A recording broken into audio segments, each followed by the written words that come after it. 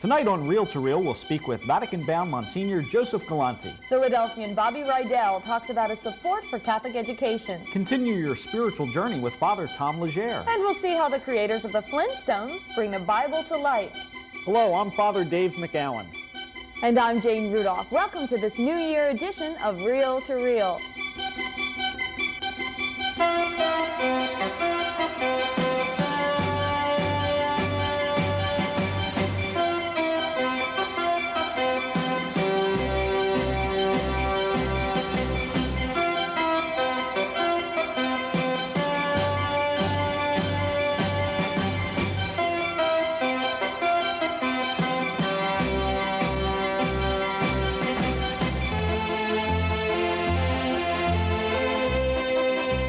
Good evening and Happy New Year. Thanks for joining us. We hope your celebration was a safe one. We're excited about the new year and all the hope it brings. The rest of the season should prove to be an interesting one. In tonight's show, we have an exclusive interview with Msgr Joseph Galante. And we have a lot planned for the rest of the season, and part of those plans are for us to hear from you. Have a pencil and paper ready for our address at the end of the program. Speaking of pencils and paper, our first story of the new year is about some artists whose work you're probably familiar with. Hanna-Barbera are the creators of cartoons such as the Flintstones, the Jetsons, Yogi Berra, and many others. For 17 years, the dream of Joe Barbera has been to bring the Bible to life, working in the medium he knows so well. After years of network rejection, his dream has finally come true. And even though cartoons are usually thought of as child's fare, he feels that these are stories that we can all enjoy and benefit from.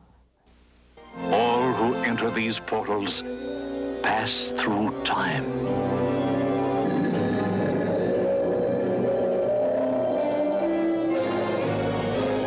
Hanna-Barbera, the people who made Yogi and Boo Boo, Fred and Barney, Scooby-Doo, and the Jetsons household names, are now trying to achieve the same result with Moses, Noah, and other Bible characters.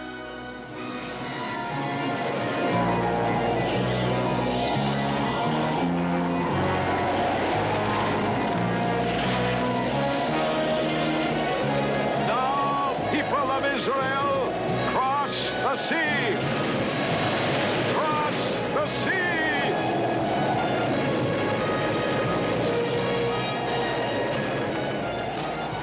For 17 years, Joe Barbera's dream was to animate stories from the Bible.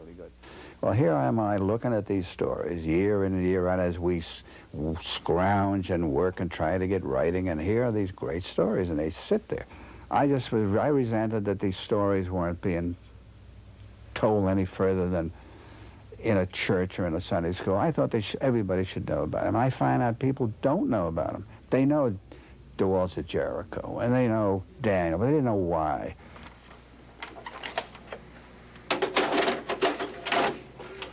It was the advent of home video cassettes that finally gave Joe Barbera an audience for the Bible stories which he couldn't produce for Saturday morning TV.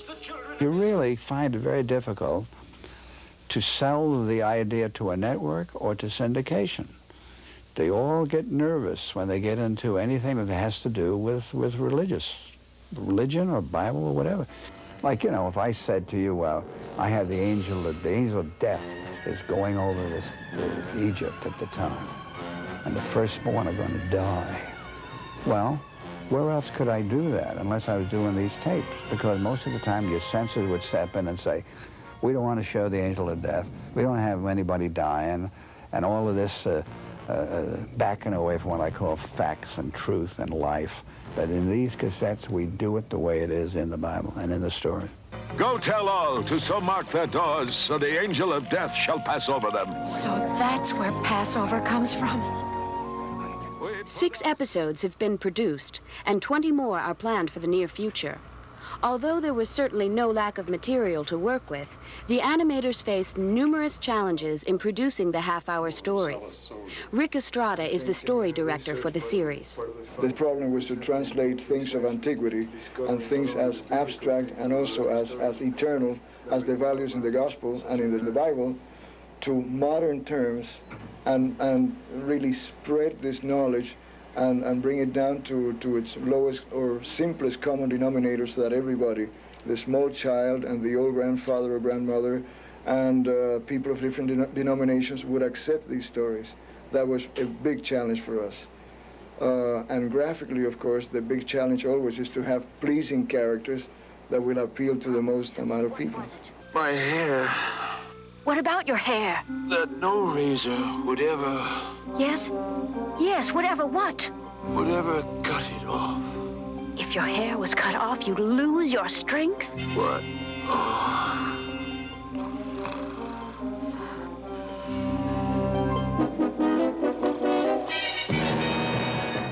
Kay Wright began his career as the boy who went out to get Walt Disney's lunch every day.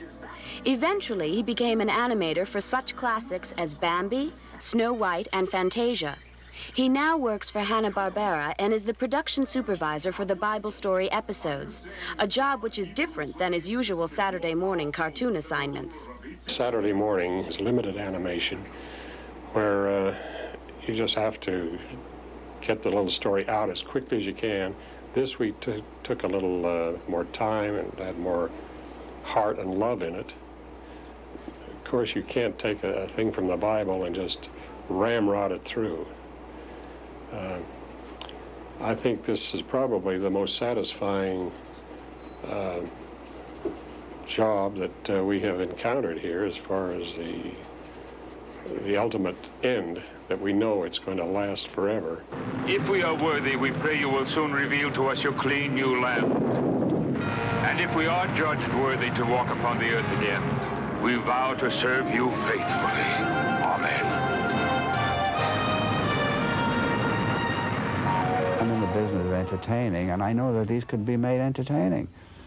Because there's a lot of Bible things that have been done, but most of them are ponderous to me and preachy.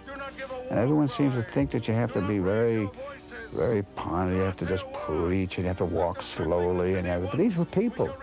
They're just like you and I mean, so we wanted to project that feeling. In order to make the stories more appealing to a young audience, Barbera introduced the characters of 3 modern children who fall through a time warp and land in various biblical settings. Babylon. Look! The Hanging Gardens of Babylon. One of the 7 wonders of the world. We had to be careful that, on the one hand, the modern element, namely the 3 kids who were brought back in this time warp, that the modern element was not such that it would change the historical truth.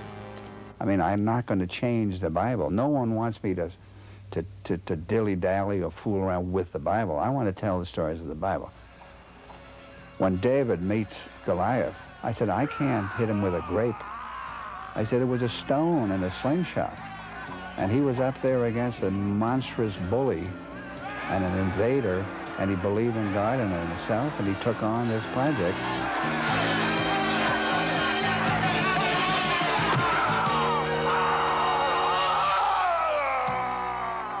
It makes it alive for children, and it becomes a vehicle for discussion between parents and kids. They excite people, they get them enthused about the Bible, they get them enthused about God, they get them enthused about communicating questions and talking about the meaning of things. These are all pluses, huge pluses. Daniel, not a mark on you, beloved Daniel. Your God is the living God, a worker of wonders.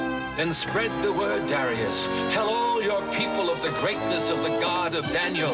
Let the word of God ring out through all your kingdom. I will, Daniel. We have a lot more to come. So please stay with us.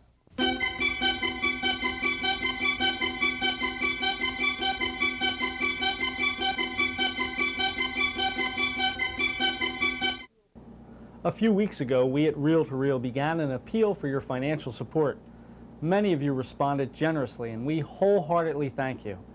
Because of that, we're able to continue to bring you our show every week. However, we still need and appreciate your continued support. As you know, for the past 5 seasons, we've been able to bring you this weekly show, requesting only your cards and letters in return. If you're a new viewer, or if you've enjoyed the message of Reel to Reel over these past years, we'd like to thank you for watching and invite you to participate in this venture by actively supporting the show. Today, with costs rising all around us, we need your financial support. A donation of $5, $10, $20, or whatever you can send would help ensure the continued presence of this program.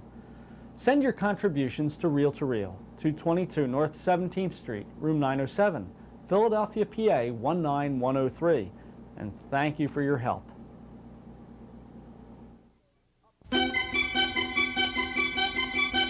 Up next is Father Tom Legere, who gives new meaning to the phrase, all burned up.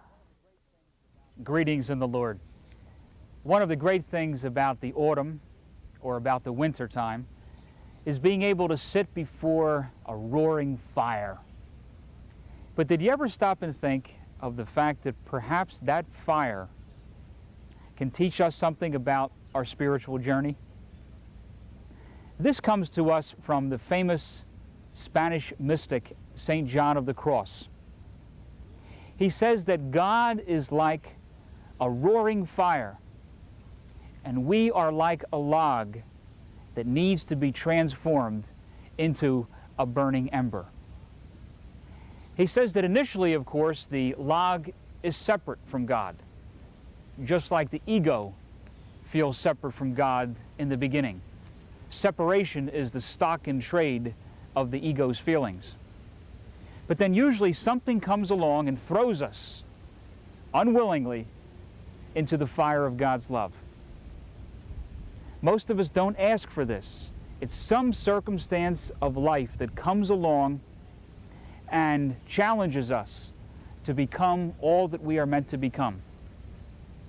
But when we are first thrown into that fire of God's love, we are a long way from becoming a burning ember. First of all, a lot of purification needs to take place.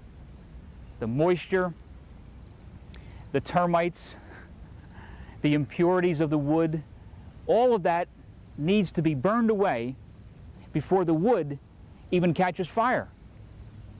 The way John of the Cross puts it, he said that the fire gradually turns the wood black, makes it dark and ugly, even causes it to emit a bad odor.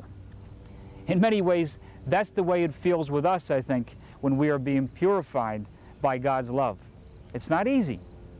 And some of us probably almost wish it didn't happen in our life. But as it begins to happen, we know that this is our final destiny, and we are being invited into a life that gives us happiness that we never dreamed of before. And when it happens, we eventually feel transformed. The fire of God's love begins to consume us. And then we are, in a sense, the way St. Paul puts it, no longer under the law. We no longer feel like there's a big separation between ourselves and God. We have become one with that fire. And you and I know that the only way that we are going to find that happiness that we're all so desperately looking for is when we allow ourselves to be thrown in to the fire of God's love, to be consumed, and to become a burning ember.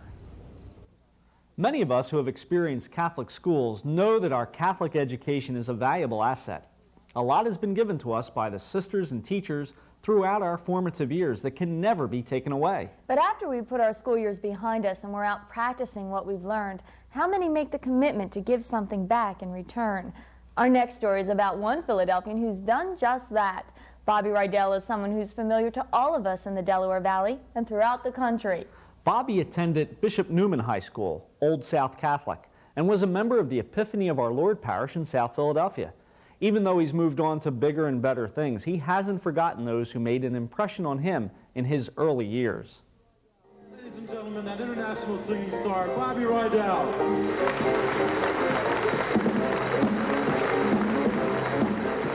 He's best known for the 1960 hit Volare and as Hugo Peabody in the film Bye Bye Birdie.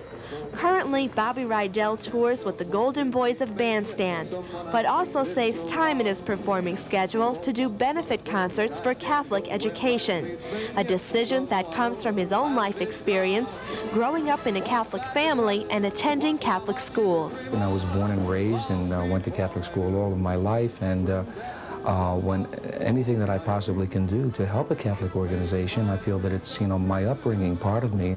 I only went up into my junior year at Bishop Newman, and then I had to drop out because I was starting to become successful.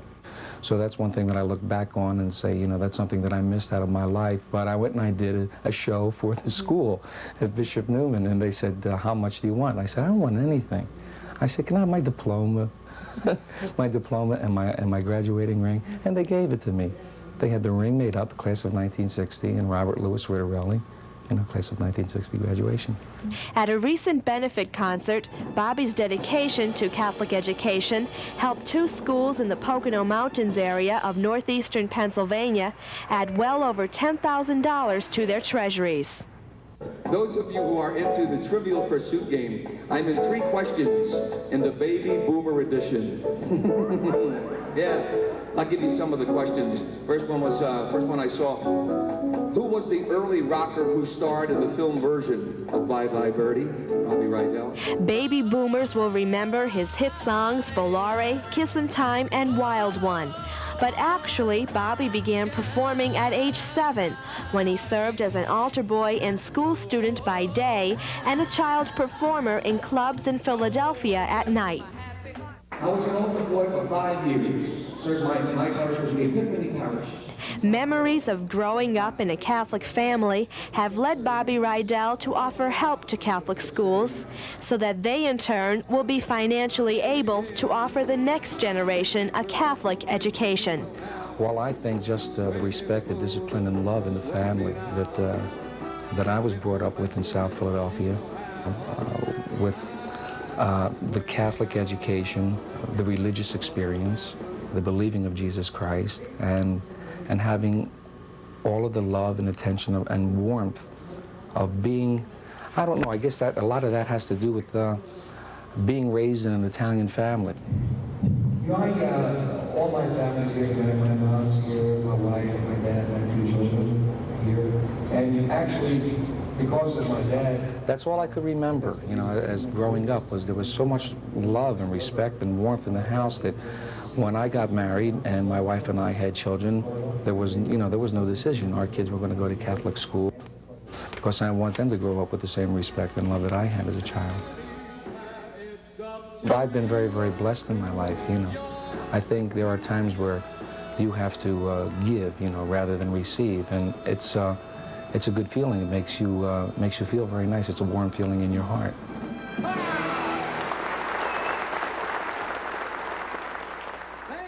I'm grateful to Bobby for his commitment to Catholic schools. And if more people would get involved like Bobby has, the quality of education in Catholic schools would reach an even higher level of excellence. Don't go away. We'll be right back.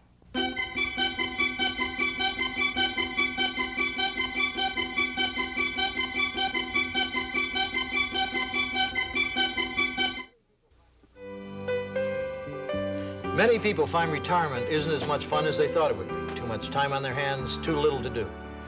The Retired Senior Volunteer Program has thousands of opportunities for retired executives, housewives, engineers, teachers, whatever your skills or schedule. RSVP has something to fit anyone's interests. You've learned a lot in your life.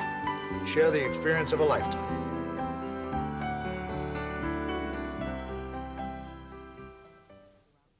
The House of Charity can be found at work throughout South Jersey, wherever there is suffering and distress. Through its agencies, compassionate care goes to the elderly. The needy receive food and clothing. Special education programs administered to the mentally handicapped. Expectant mothers receive pre- and postnatal care, and medical services are rendered to the ill. Support the House of Charity in South Jersey. Touch someone's life with love.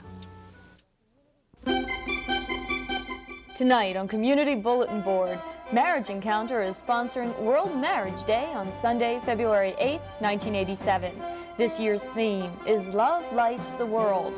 Marriage Encounter views marriage from a positive perspective and provides support and encouragement to married couples everywhere.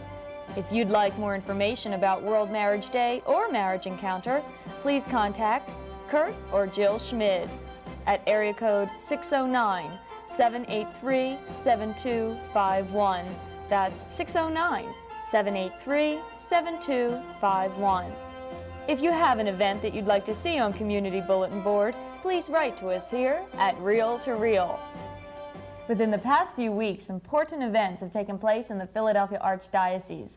Last month, Bishop Edward Hughes was named by the Vatican to head the Diocese of Metuchen in New Jersey. Bishop Hughes has served as superintendent of schools for the Archdiocese of Philadelphia for over 9 years, and he's a familiar face to many area students. He's also been active on a variety of committees of the National Conference of Catholic Bishops and the Pennsylvania Catholic Conference. Bishop Hughes, we wish you the best in your new assignment.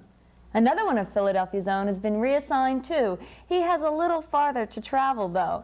The Vatican has called to Rome Msgr. Joseph Galante to be Undersecretary of the Vatican Congregation for Religious and Secular Institutes. In this position in Rome, he will be in service to members of religious orders throughout the United States and the world. Recently, I had the opportunity to talk with Msgr. Galante about his hopes and expectations for his new position in the Vatican. Thanks for being with us, Msgr. What is the role of the Congregation for Religious and Secular Institutes? The Congregation for Religious is one of the congregations in the Roman Curia.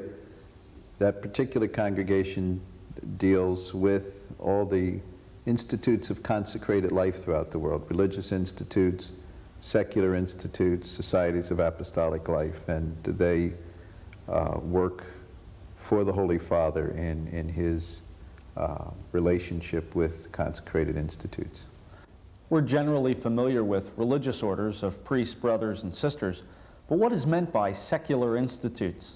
Secular institutes are groups of persons, men and women, who profess the evangelical counsels, either by vow or by promise, but who live in the world, work in the world, are indistinguishable in terms of externals, but who live a life of commitment and consecration according to a stable rule of life. They don't live in a community, they live just as ordinary laypersons would.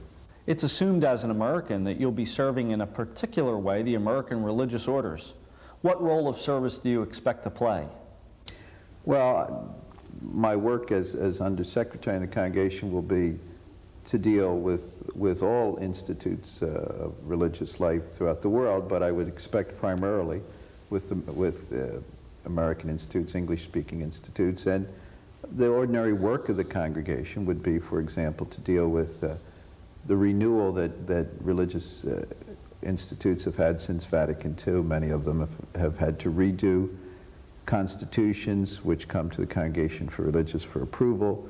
Also, the work of the congregation involves questions of dispensation from the general law of the church or from the proper law of institutes, dispensation from vows, questions of property, permission to sell property, new institutes being founded and the approval of their constitutions. Just everything that deals with the life of religious institutes in any way. Has there been an American on this congregation in the past, or are you the first?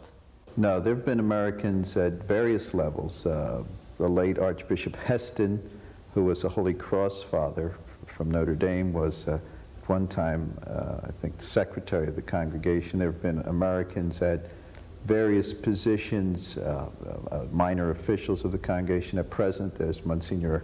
Aloysius Callahan from Allentown Diocese. There's an American sister who is on the congregation. So there have been, and hopefully in the future there will be more Americans. Do you have any idea why at this time you've been chosen for this role?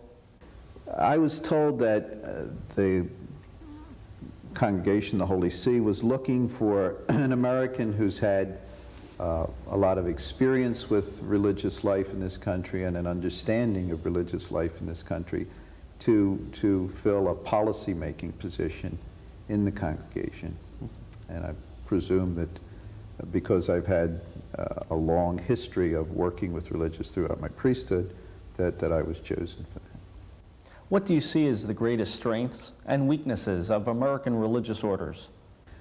I think among the strengths, certainly, is the whole history of dedication. Religious have, in a large measure, helped to build the church in this country, especially through education, through healthcare services, through social services. I think one of the crises or tensions, if you will, that all religious institutes are facing now is the decline of numbers and the aging population of religious, and therefore the financial burdens that the care of aged religious is placing on a number of large congregations and small congregations. But their history, their dedication, and their competence of their members are certainly great strengths that they have. Do you know if your position will cause you to travel? I don't know. I would hope that I would be doing some traveling. I think it's difficult to stay in close touch with what is happening in religious life if from behind a desk and from thousands of miles of separation from religious life as it's lived by the grassroots religious especially. So I would hope to be able to do some traveling. How do you feel about leaving Philadelphia?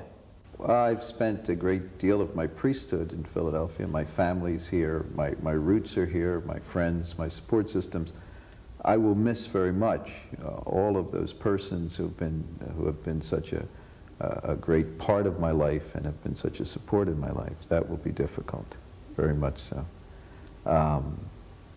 I look forward to the challenge that this new role presents, but I would hope that I will have continued prayers and the love and support of those I leave here.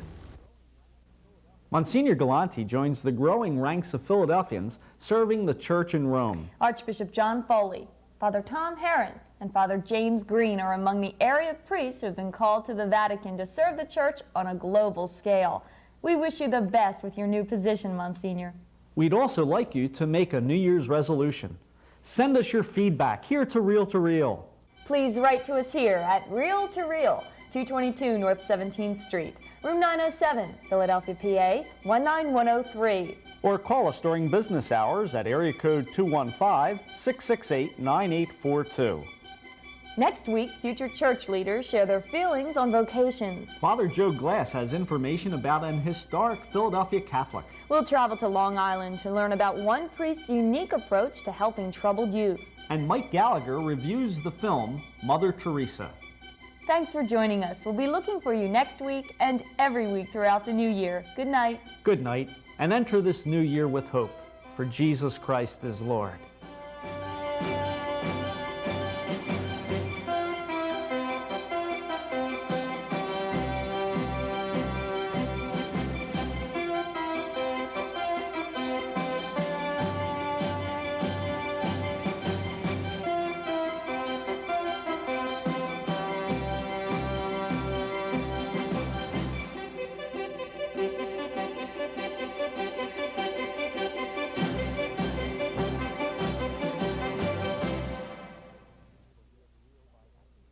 Travel arrangements for Reel to Reel by Atkinson and Mullen Travel of Media, PA.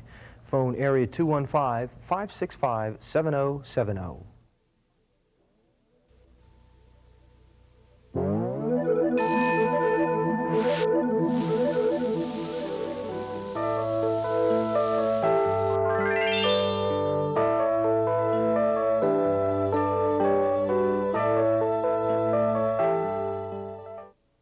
Stage comes right out into the audience. There's not a bad seat in the house. The acting is top-notch.